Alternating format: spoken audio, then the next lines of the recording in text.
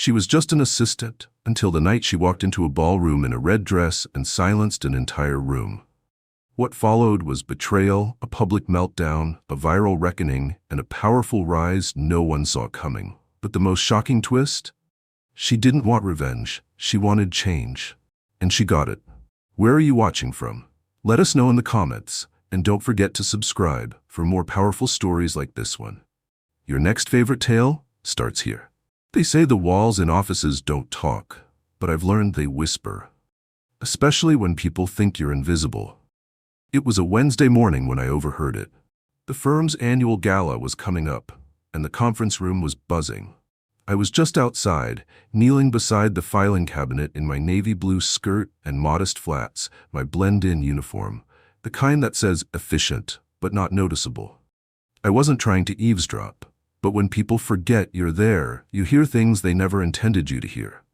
I still can't believe you actually invited her, Claire said, laughing that breathy, careless laugh of women who've never been told no. Martin, that's just cruel. She's technically staff, Martin replied. His voice was smooth, tired, already bored with the topic. And besides, it'll be entertaining. Claire's heels clicked across the marble floor like punctuation. She'll probably show up in something from a clearance bin. The press will eat it up. I froze. My fingers clutched a manila folder labeled Dean Private, and I felt something sharp lodge beneath my ribs. It wasn't surprise. I'd known how they saw me. But this was confirmation. I was the joke, the prop in their rich people satire. I stood slowly, pretending not to hear, not to feel. I kept my chin level, my breath calm. When I turned to walk past the glass wall of the conference room, Claire caught sight of me. Her smirk widened. Martin didn't even look up from his espresso. At my desk, I sat with measured grace and continued typing a memo on tax shelter revisions. My heart, however, was no longer in the numbers. It was pacing in a red dress that still lived at the back of my closet. 3 years ago, when I first applied to Santiago and Dean, I came armed with a resume that could have opened other doors, doors where my title might have matched my work. But I needed the paycheck, and I needed to disappear. You don't talk about nonprofit projects in Haiti or literacy programs in Paris when you're trying to pay Chicago rent. So I kept my head down. I was the assistant. Not glamorous, not one of them, and certainly not someone they imagined had a past worth uncovering.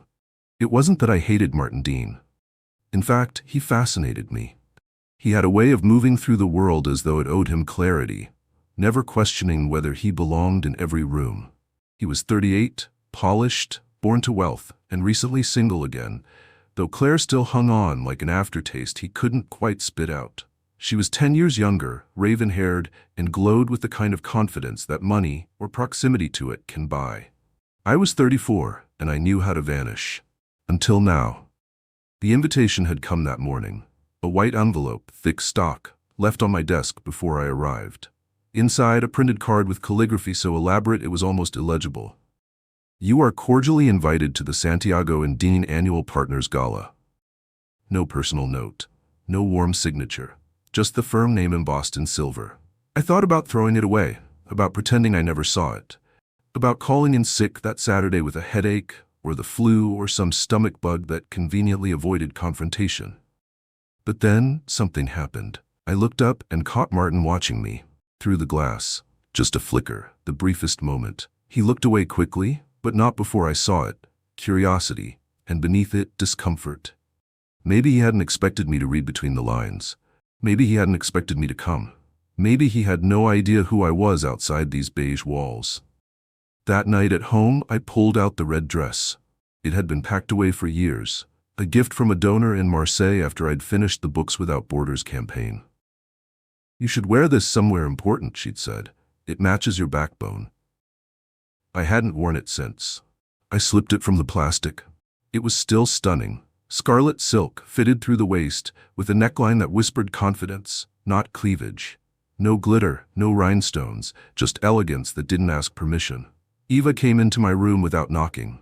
She saw the dress and smiled. So, you're going? I haven't decided. Yes, you have. She sat on the edge of my bed, my little sister who was somehow wiser at 31 than I was at 34. She was studying part-time, working nights at a clinic, and holding us both together with pure grit. "You know what this is, right?" she asked. "They invited you to humiliate you." "I know. But that's not why you're going." I said nothing. "You're going," she said, "to remind them that you are not a damn prop." I sighed. What if I do go? What if I show up in that dress, walk into their marble ballroom, and they still laugh? "Then you'll be the woman who walked into a lion's den anyway," she said. "And that's something they'll never forget." I laid the dress gently across my bed. That night I didn't sleep. I thought of all the rooms I'd walked into over the years where I didn't belong, or wasn't meant to. Classrooms in Lebanon, refugee centers in Greece, board meetings in Geneva. Somehow, I'd survived them all with less armor than this. The next morning, I filed Martin's travel receipts and scheduled Claire's manicure. But this time, when Claire made a dig about my uptown manners, I didn't flinch. I smiled, just slightly. She didn't notice, but Martin did. And for the first time in 3 years, he seemed just a little unsure of who I really was. The apartment smelled like burnt toast and eucalyptus oil, Eva's classic combo of comfort and chaos. She was sitting cross-legged on the floor in front of the coffee table, surrounded by open textbooks, a laptop with a cracked corner, and a nearly empty bottle of Diet Coke. Her glasses sat crooked on her nose, and her hair was bundled into a mess of a bun that had been threatening to collapse all day. She didn't look up when I entered. "Long day?" she asked, flipping a page without glancing at me. I dropped my bag by the couch, kicked off my flats, and collapsed with a grunt. "They invited me." She looked up now, blinked once. "To where?" "The gala." Eva tilted her head. "Wait, the firm's gala?" I nodded. She sat back, squinting at me like I'd just confessed I was planning a bank heist. "Are they serious?" "No," I muttered. "That's the thing. They're not." I told her everything, the overheard conversation, Claire's laugh, Martin's voice so cold and disinterested it made my stomach twist even now. I told her how they joked about what I'd wear, how I'd look, how I'd act, like I was some sort of circus act they were bringing along to amuse themselves. Eva listened silently, fingers interlaced, her expression unreadable. When I finished, she asked, "So what are you going to do?" I stared at the ceiling. I should stay home, call in sick, let them have their joke without me walking into it. She stood, stretched her back, and walked to the kitchen. "Want tea?" "I want a time machine." She laughed, not kindly. "You always do this, Isa." I frowned. "Do what?" "You play small. You act like you're a placeholder in your own life. I don't get it. I've seen you give speeches in 3 languages. I've watched you teach women from war-torn countries how to open their first bank accounts. But the moment someone in a fitted suit calls you assistant, you forget who you are." "I haven't forgotten," I said, quieter now. "I've just adjusted." Eva walked back with 2 mismatched mugs, handed me the one that said "this might be vodka," and sat beside me. Her tone softened. "You've adjusted for too long. You gave up everything when Mom died. Paris, that UNESCO offer, the whole thing. You stayed here, for me. I've never said it, but I know what you gave up. So maybe now it's time to take something back." "Like what?" "Like your dignity." I sipped the tea. It was too hot, bitter, but it kept my hands steady. "It's not that simple, Eva. These people, Martin, Claire, the whole partner circle, they live in another world. You can't just walk into it with a good heart and a strong CV. They smell different. They eat different. So," she shrugged, "then maybe it's time they met someone who's real." I shook my head. "They didn't invite me to include me. They invited me to expose me." Eva set her mug down with a soft thud. "Then let them. But do it on your terms." I looked at her, and for a moment I saw her not as my little sister, but as the woman she was becoming. Brilliant, unflinching, fierce in ways I had forgotten to be. "What if I make a fool of myself?" I asked. She leaned in. "Then you'll do it with your head held high. But Isa." "What?" "I don't think you will. I think they'll see something that terrifies them." I laughed dryly. "Like what?" "Like a woman who doesn't need them to exist." The rest of the evening passed in that sort of humming silence that only sisters understand. She returned to her books, and I opened my laptop, not to work but to search for a dry cleaner that could handle vintage silk without ruining the hem. I didn't tell her, but as she flipped flashcards and chewed on her pen cap, I thought about my first year at the firm. How I used to watch the other women glide through the office with their designer bags and glassy eyes. How I practiced keeping my voice soft so I wouldn't sound too assertive in meetings. How I took my lunch at my desk to stay out of the cafeteria conversations. And how Martin Dean used to ask for coffee without ever saying please. The next day, I did something I hadn't done in 3 years. I printed out my resume. Not the one I'd handed human resources when I applied for the assistant job, but the real one. The one that included my time in Ghana, the literacy project in Marseille, the advisory board at Open World. I laid it out in front of me and read it line by line. I had forgotten just how much I had done. That night, I ironed the red dress. It still fit. The satin hugged in the right places, flowed in the rest. I didn't own expensive jewelry, but I didn't need it. I borrowed Eva's silver earrings, tiny, elegant. I kept my makeup light, a red lip, bare lashes, a hint of eyeliner. I looked in the mirror and saw someone I hadn't met in a while. Someone who had lived too long in the background, but never lost her spine. And then, just before I turned off the light, Eva poked her head into my room. She gave me a once-over and grinned. They have no idea what's coming. And for the first time since that white invitation landed on my desk, I believed her. The hotel was called the Astoria. It had marble columns, chandeliers the size of cars, and a valet line that moved slower than grief. The doorman nodded at me without blinking. Just another guest. Just another evening. No one suspected a scandal would walk through those doors wearing red satin and silence. Inside, the ballroom glittered like something out of an old movie. The lighting was soft and golden, making the champagne shimmer and the people look more polished than they probably deserved.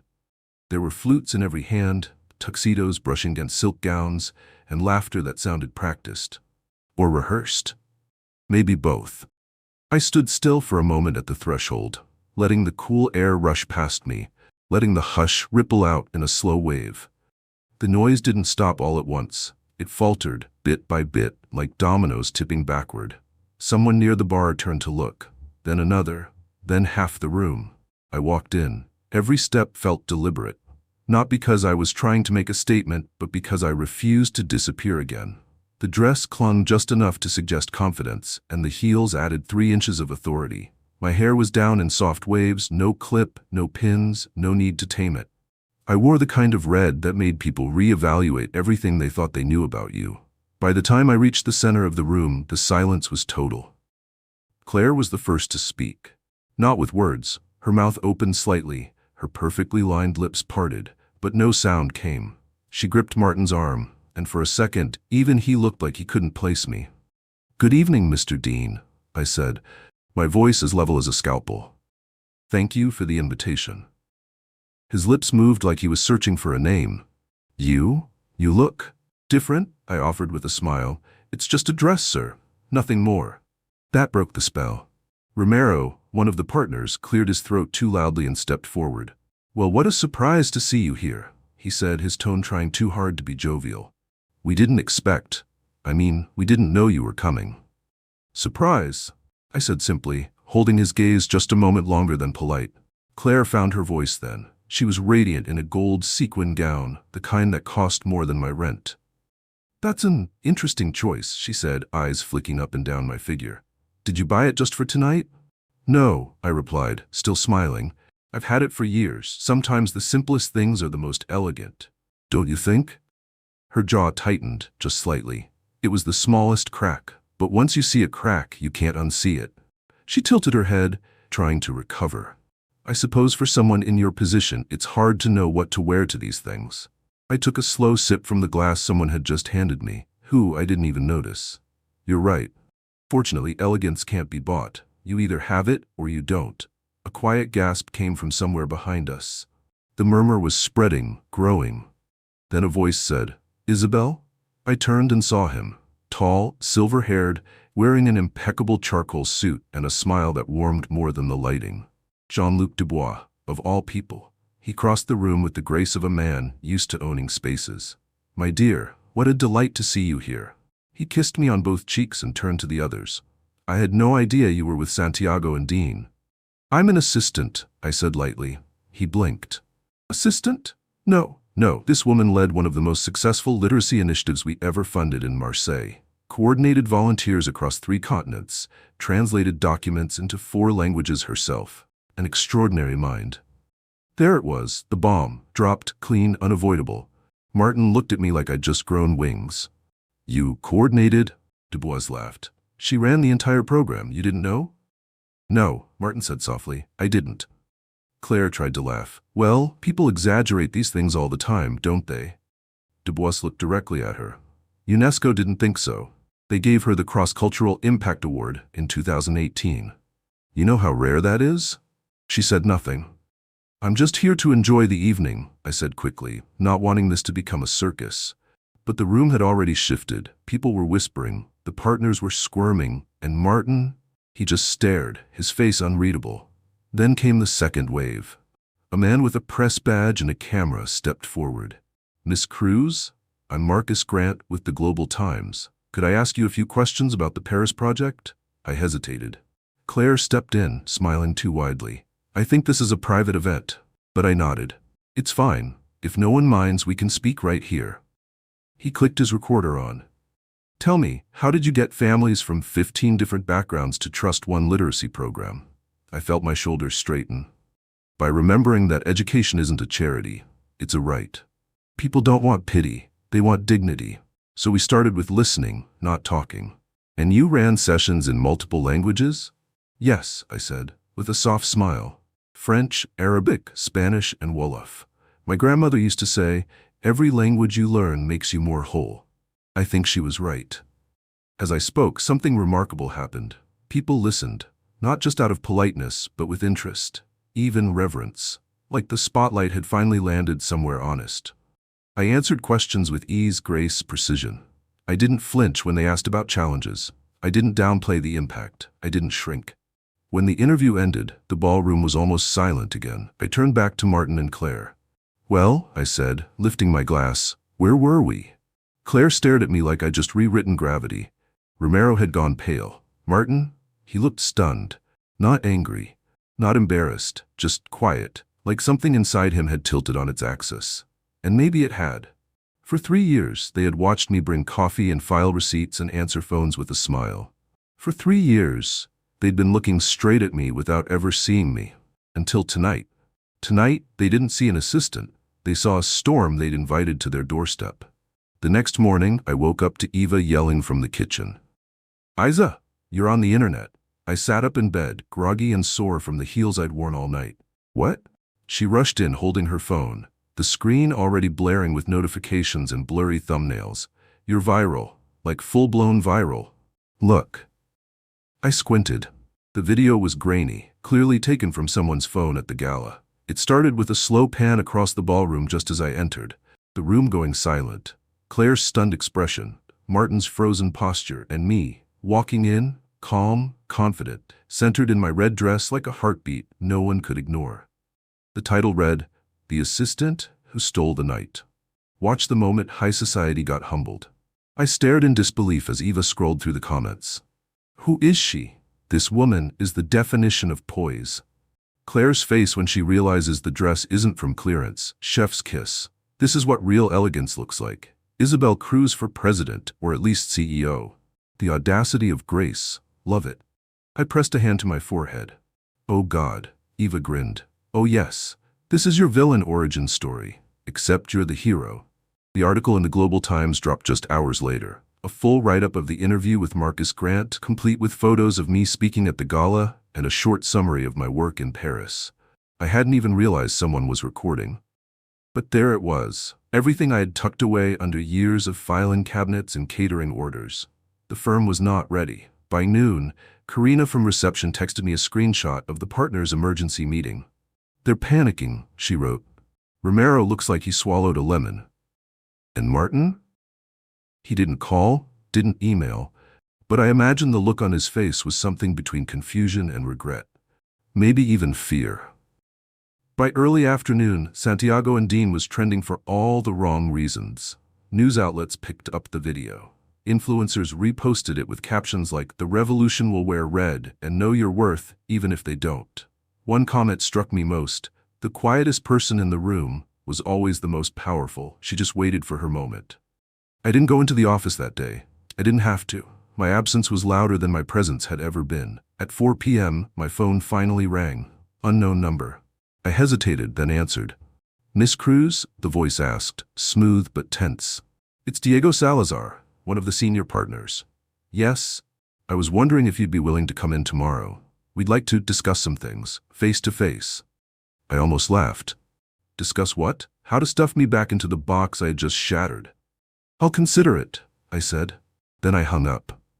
Later that evening, Eva returned home with a bakery box and 2 lattes. She handed me a cinnamon bun and sat beside me on the couch, her legs tucked under her. "So," she said, taking a long sip, "what's next?" "I don't know. You've been quiet all day." "I've been quiet for 3 years. She looked at me then. Really looked. "Do you still want to work there?" The question landed like a dart. Did I? It wasn't that I hated the firm. It was that I'd let it reduce me, let it drain the color from my resume, my voice, my identity. And now the color was back. I wasn't sure I could go back to gray. But before I could answer, another call came in. This time it was Martin. I stared at the screen as it buzzed, my heart stuttering. Eva raised an eyebrow. "Are you going to answer that?" I pressed decline. 2 minutes later, a message popped up. "I owe you an apology. Please call me back. Martin." I put the phone face down on the coffee table and took a bite of cinnamon bun instead. The next morning, I walked into the office like a tourist visiting the ruins of a place I once lived. People didn't whisper. They watched. Some offered nods, a few smiles. One intern even mouthed, "You're a legend." Karina handed me a coffee and whispered, "They're waiting for you upstairs." In the boardroom, the 3 senior partners sat like judges. Martin was already there, seated apart from them. Romero started. "Miss Cruz, let's address the obvious. Your appearance at the gala." "Was invited," I interrupted gently. "Formally, if I recall." Romero looked perturbed. "Be that as it may, your presentation caused quite a stir. Clients are calling, journalists, activists, some questioning the firm's treatment of staff." Diego folded his hands. "We are considering corrective action. We think a leave of absence would be prudent." I raised an eyebrow. "You want to suspend me for going to a party you invited me to?" Romero's jaw tightened. "Don't be naive. You've humiliated us." I turned to Martin then. "Do you agree?" He looked me in the eye, and to his credit, he didn't look away. "No," he said quietly. "I don't." The room froze. Diego narrowed his eyes. "Excuse me?" Martin stood. "Isabel is more qualified than half the people sitting at this table, and we've used her as furniture for 3 years. Romero scoffed. "So now you're her champion?" Martin ignored him. "I didn't know who she was, but now that I do, I refuse to pretend she's not extraordinary." I stared at him, not sure whether to laugh or cry. Diego stood. "Martin, this firm has an image to protect." "Exactly," Martin said, "and it should start reflecting the truth." The meeting ended without a decision, but something had shifted. Power had moved. That night, another message from Martin appeared. "Check tomorrow's paper." I didn't sleep. When dawn came, Eva returned from her shift at the clinic and dropped the newspaper on the kitchen table. The op-ed section was folded outward, front and center. "A necessary apology by Martin Dean." It was a confession in print, a public acknowledgement that he, the firm, and its culture had failed to see value beyond titles, that they had exploited, diminished, and overlooked someone whose achievements should have been celebrated, not concealed. And that person was me. At the bottom of the column, he announced a new title, Director of Special Projects, Isabel Cruz, with full authority to initiate social impact work within and outside the firm. Eva read it out loud, then looked at me with tears in her eyes. "You didn't just get promoted, you changed the whole damn game." I didn't answer. I couldn't. My throat was too full. But inside, something unfurled. Not pride, not revenge, freedom. And that was only the beginning. The restaurant was one of those places with soft piano music, golden light, and tables that felt like private islands. Everything designed to hush you into compliance. That night, the hush didn't stand a chance. The partners had insisted on a dinner meeting with potential investors from Tokyo, 2 highly regarded attorneys and 1 venture capitalist, who I learned later also chaired a humanitarian foundation. Translation: high profile, high stakes, the kind of night that could rewrite the firm's future. Of course, Claire was there. She arrived on Martin's arm in a silver sheath dress and pearls so large they felt like a dare. I was already seated across the table when they walked in. Martin spotted me first. His face did something subtle, just a flicker of nervous surprise, but he covered it with a nod. Claire? She didn't even try. Oh, she said, too brightly. You're here. I was invited, I replied, just as brightly. Again. She gave a tight smile and slid into her seat beside Martin, all posture and perfume. The Japanese investors were gracious, refined. Mr. Yamamoto, the eldest among them, introduced his colleagues and thanked the firm for the invitation. We've been reading quite a lot about Santiago and Dean recently, he added, eyes twinkling. Martin cleared his throat. Yes, well, sometimes publicity moves faster than we intend. Yamamoto laughed politely. No need to be modest. Miss Cruz's interview made headlines even in Tokyo.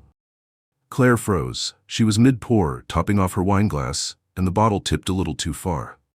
I must say, another investor chimed in, your story was remarkable. Not only the literacy initiative, but the multilingual execution, the social integration elements, impressive. Thank you, I said, inclining my head. The credit belongs to the families who trusted the process. I just tried to hold the door open. Claire jumped in, her tone saccharine. Isabel is very modest. She files like a dream, too. There was a pause, the kind of pause that wraps around the table like a cold draft. Yamamoto tilted his head. Files? Martin shot Claire a look, subtle but unmistakable. Claire? She pressed on. I just think it's easy to get swept up in these stories. Social media makes everyone a star these days, doesn't it? Yamamoto folded his napkin with careful precision. Stories are often where truth lives. The second investor added, a firm that recognizes talent regardless of origin is a firm we'd gladly invest in. Claire's wineglass trembled slightly in her hand. Please, she said with a brittle laugh. Let's not turn her into Mother Teresa. She's an assistant who got lucky. That's when the air changed. Even the waiters seemed to move more quietly. Claire? Martin said, his voice low, warning. She ignored him. We're pretending this is some Cinderella story, when in fact, she just showed up in a red dress and turned it into a press circus. Excuse me, Yamamoto interrupted, his voice now perfectly still. Did you just minimize your colleague's professional contributions? Claire blinked. She's not my colleague. She's a glorified admin with a pretty backstory. Martin stood up. That's enough. No, she snapped, rising beside him. Let's tell the truth for once. I've been at every fundraiser, every gala, every strategy dinner. While she was off saving the world, I was here, building this firm beside you. Martin looked at her like he was seeing her for the first time. Claire, he said quietly, we didn't build anything together. You used my name, my reputation, to close deals I never approved. You promised partnerships that didn't exist. She went pale. I did what I had to do while you were too busy mooning over your little redemption project. The table was silent. Claire turned toward the investors. And if you think she's some icon of change, just wait until you realize what she really is. An opportunist who got her 15 minutes. Yamamoto stood. This dinner is over. Please, Martin said, stepping forward. Let me explain. There is nothing to explain, Yamamoto replied coolly. Respect for employees is fundamental to our culture. What we've witnessed tonight tells us everything we need to know about this firm. They left their wine untouched. Claire watched them go, trembling. Now look what you've done, she hissed at Martin. We lost $1 million contract because of her.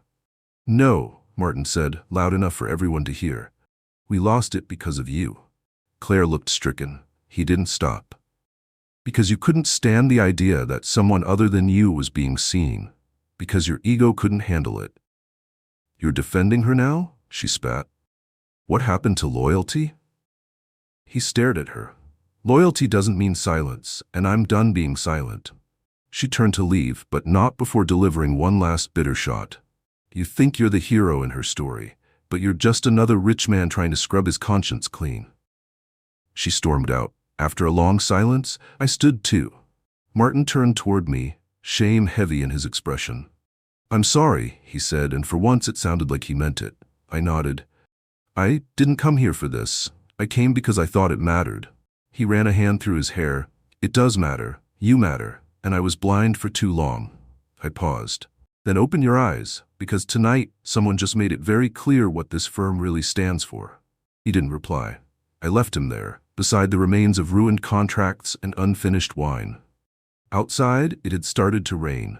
The city lights shimmered on the wet pavement like scattered jewels. I stood under the awning for a moment, letting the night breathe around me. People hurried past in coats and umbrellas, unaware that inside a storm had broken open. But I wasn't broken. I wasn't shaken. I was free. And for the first time, Martin Dean was the one left behind. I didn't expect the headline. It arrived the way big things always do when you're not ready for them. Too early, too loud, and too impossible to ignore. I was sipping coffee in our kitchen, the radio humming in the background, when Eva came through the door with a newspaper clutched in both hands. She didn't say anything at first. She just dropped it in front of me. The Chicago Tribune, Sunday edition. Thick with weekend inserts and opinion columns. But this time, my face was inside it. The op-ed was dead center, bottom half of the front page. A black and white photo of Martin Dean, looking grim and a little tired, sat beside a bold headline in serif font, "A Necessary Apology," by Martin Dean, partner at Santiago & Dean. I stared at the page, heart knocking in my chest. Eva sat down across from me and waited, her chin in her palm. I began to read. For 3 years I worked alongside a woman whose resume I never asked to see. For 3 years I treated her as invisible because she was not wrapped in prestige or privilege. I did not know she was a leader in global literacy reform. I did not know she had coordinated multinational programs or spoken at conferences I'd only heard of in passing, because I never asked. I made the mistake that too many of us make. I assumed title equaled value. I assumed proximity to power made me powerful. I was wrong. My fingers went cold. I kept reading. Isabel Cruz is not a symbol. She does not need my defense. But this firm does need to reckon with itself. We failed her, not because she wasn't extraordinary, but because we refused to see her that way. We were comfortable with her silence, because her brilliance made us uncomfortable. We can no longer pretend that talent only comes dressed in suits and legacy surnames. Effective immediately, Isabel Cruz is being promoted to Director of Special Projects. She will lead our firm's first ever social impact division, with full decision-making authority. I am stepping back from my daily operations to reflect on the kind of leader and man I want to be. I write this not as her boss, but as a witness to my own ignorance. To Isabel, I offer no excuses. Only this. I see you now, and I am sorry it took so long. I put the paper down. Eva didn't speak. She just reached across the table and rested her hand on mine. I didn't cry, not because I wasn't moved, but because I didn't know where to put the tears. This wasn't triumph. This wasn't victory. This was too late. 3 years too late. But still, something inside me shifted. The phone buzzed. Again and again. Unknown numbers. Journalists, former colleagues, nonprofits, even a senator's aide. My email was flooded with subject lines like, "Speaking invitation," and "Would you consider joining our board?" I saw one message from Harvard Kennedy School and blinked twice just to be sure I wasn't hallucinating. Eva smiled. "You're not just in the news. You are the news." I finally laughed. A quiet one. The kind that breaks a little on the edges. "I didn't ask for any of this, but you earned it." That afternoon I went for a walk downtown. I needed air, movement. A moment that wasn't defined by anyone else's narrative. The sun peeked through the clouds in streaks reflecting off windows and puddles alike. The city moved around me. Horns, footsteps, conversations, unaware that my world had tilted. Or maybe they were, and just too polite to stare. People passed without a second glance. Just a woman in a long coat with a scarf and a quiet expression. I liked that. I needed that. But as I passed a bookstore on State Street, I saw it again. My name in a display window. Not a headline this time, but in a printed quote. She walked in like she belonged. Because she did. Inside, a monitor was playing the gala video on loop. The red dress, the hush, the moment that wouldn't die. I kept walking. 2 blocks later, my phone rang again. I almost ignored it, but this time, the name on the screen stopped me. Martin. I stared at it. Let it ring again. And finally, let it go to voicemail. A minute later, a text. "Isabel, I understand if you don't want to talk, but I meant every word." Then another. "If there's anything I can do to make it right, I'm listening." I didn't respond. Over the next few days, the city's attention began to shift, as it always does. The news cycle rolled forward, faster than truth can ever catch up. But inside Santiago and Dean, the aftershocks were just beginning. Karina told me they were restructuring. Romero and Diego were holding closed-door meetings with PR consultants and ethics advisors. Claire? She was gone, quietly removed from the partner list on the firm's website. No press release, just vanished. I didn't return to the firm. Instead, I accepted a short-term offer from the Public Library Foundation to lead a city-wide digital literacy campaign for seniors. It didn't pay much, but it gave me something I hadn't had in a long time, purpose that was mine again. The new job was simple, quiet, and deeply human. I taught classes in church basements, in rec centers, and once in the back of a bakery. We taught people how to send emails to their grandchildren, how to apply for Medicare, how to unfreeze an accidentally locked phone. We laughed more than we typed, and I never once wore heels. 3 weeks into the program, I was organizing lesson plans when an email came in. No subject line, just this message. I'm not asking for forgiveness. I'm asking for a chance to learn. Meet me for coffee, same place, tomorrow at 3, Martin. I stared at the screen. It wasn't a grand gesture. It wasn't another public confession. It was just a man, flawed, late, and maybe finally honest, asking to show up differently. I didn't reply, but I showed up, because sometimes what we need isn't closure. It's the chance to begin again. The coffee shop hadn't changed. Still crowded, still noisy, still smelling like burnt espresso and cinnamon sugar. A tiny jazz band was playing in the corner, just a trumpet, a bass, and a voice so soft it barely reached the street-facing windows. But for all its chaos, there was something grounding about it. I walked in, saw him before he saw me. Martin was already seated at a corner table, a half-drunk Americano in front of him, a notebook open beside it.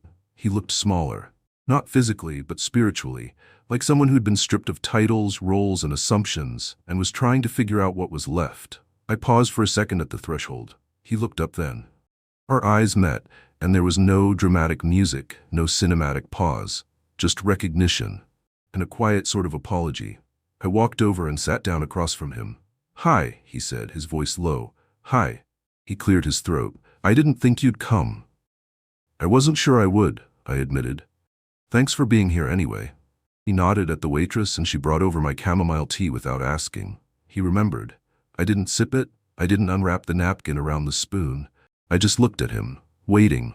He finally leaned back, let out a slow breath and said, "I've been running the numbers on this new legal aid program, and it's not working." "Why not?" "Because we're treating people like problems to solve, not humans to support." I tilted my head. "That's a start. I've been holding community sessions, trying to meet with folks from lower-income neighborhoods, labor unions, shelters, and I keep hearing the same thing. We don't trust you. You don't understand us." "Do they have a point?" I asked. He didn't blink. "Yes." The honesty surprised me. He reached into his satchel and pulled out a folder. Dog-eared, full of notes, scratched-out charts, highlighted articles. "I need help, not just with logistics. I need someone who knows what this work actually means. Not in theory, in practice." I stayed silent. Let the space between us stretch. "I'm not offering you a title this time," he added. "I'm offering you a role, something real." I looked at the folder, then at him. "Let me ask you something," I said. "When you picture this legal aid center, what do you see?" He shrugged. "Lawyers at folding tables in community centers, free consultations, pamphlets in multiple languages. Good, but not enough." I leaned forward. "If we're serious about helping people, we have to meet them where they already are, and we have to understand that their problems don't come in neat legal categories. Divorce isn't just paperwork. It's housing, childcare, emotional trauma. Wage theft isn't just a lawsuit. It's hunger, eviction, fear. Are your lawyers ready for that?"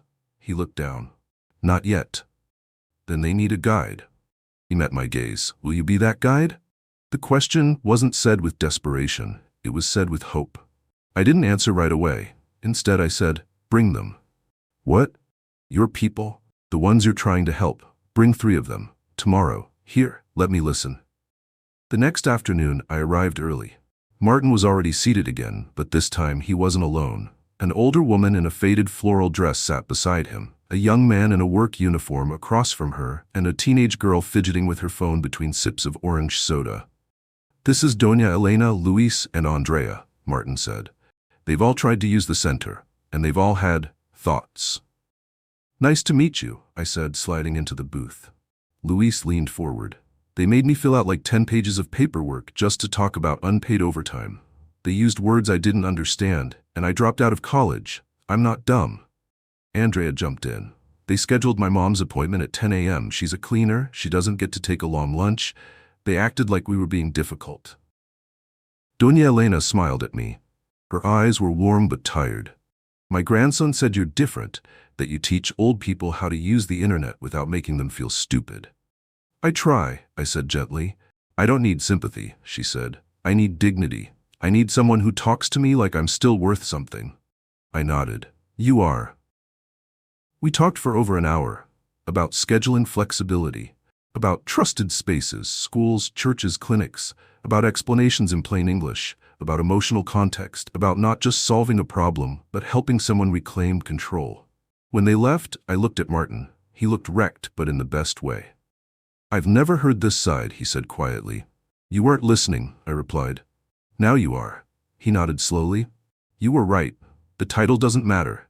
The framework doesn't matter. People matter. He reached for his coffee, then paused.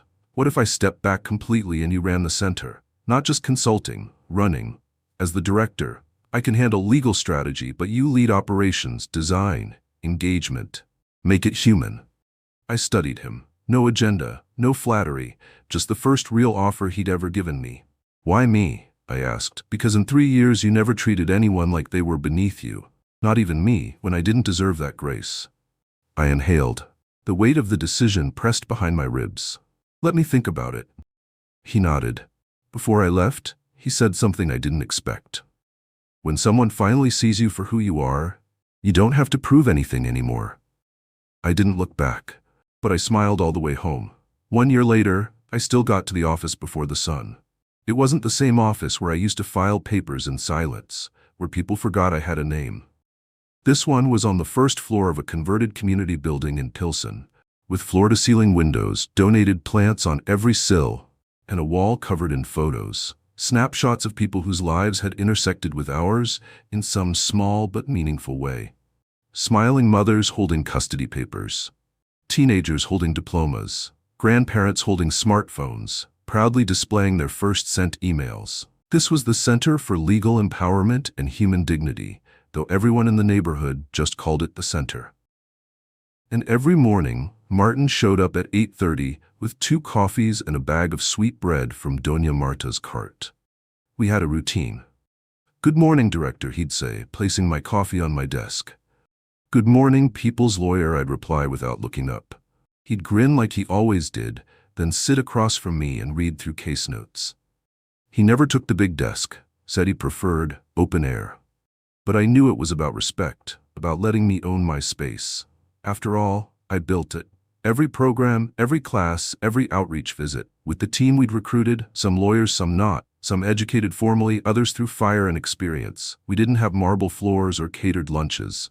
We had folding chairs, donated laptops, and a waiting list a mile long. But what we lacked in glamour, we made up for in results. That morning, we were reviewing 3 big cases. 1.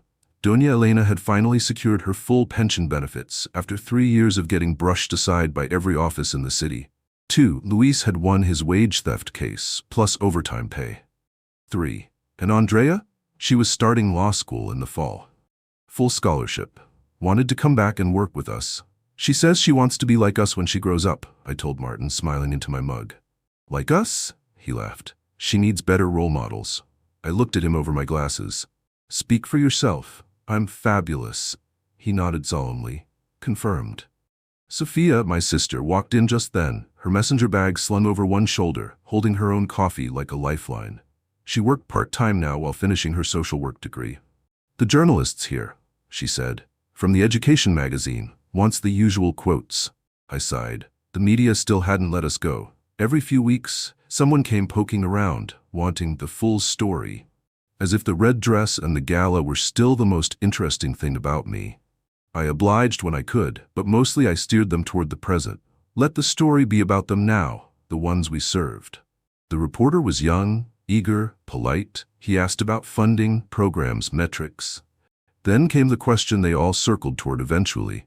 You two have quite a history, he said, gesturing between me and Martin. From what I read, things started tense. I smiled. That's generous, Martin chuckled. How would you describe your relationship now? The reporter asked. Martin looked at me. I looked back. We're colleagues, I said. Friends, he added. People who learn to work together. The reporter leaned in, and personally, there was a pause, not awkward, just thoughtful.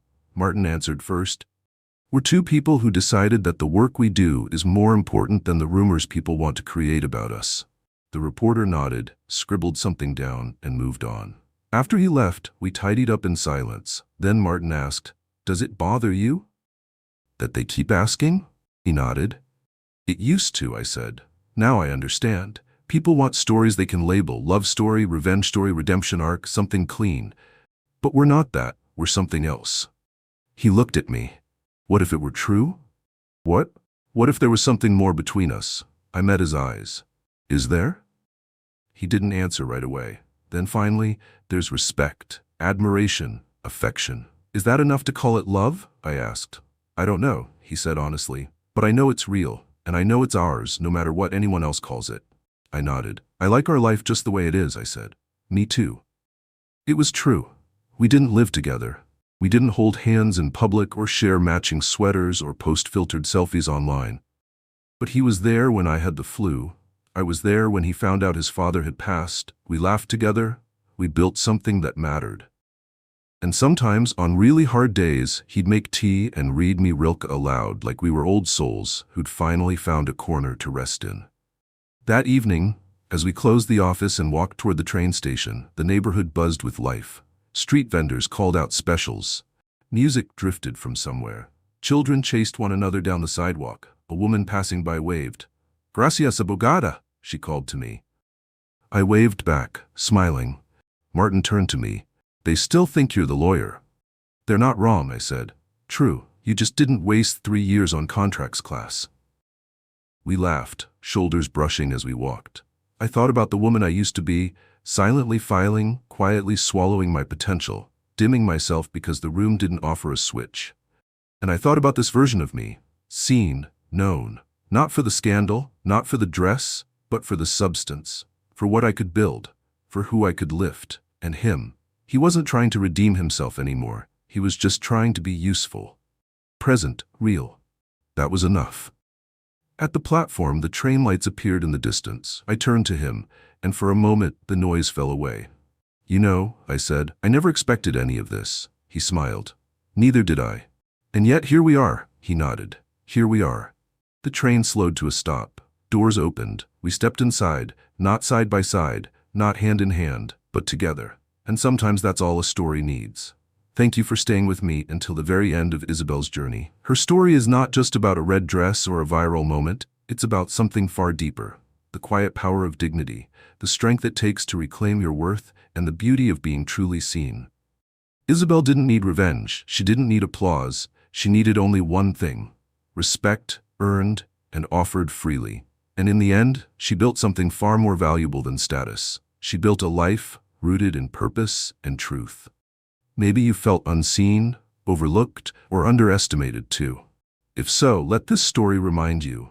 Your worth is not defined by titles, salaries, or how others treat you. It's defined by how you rise when no one expects you to. We'd love to know, where are you watching from? Drop your country or city in the comments below. Your voice matters here. And if this story moved you, don't forget to subscribe and turn on the notification bell so you never miss a new video. We're building a community here, one story at a time. Until next time, take care and never stop standing tall.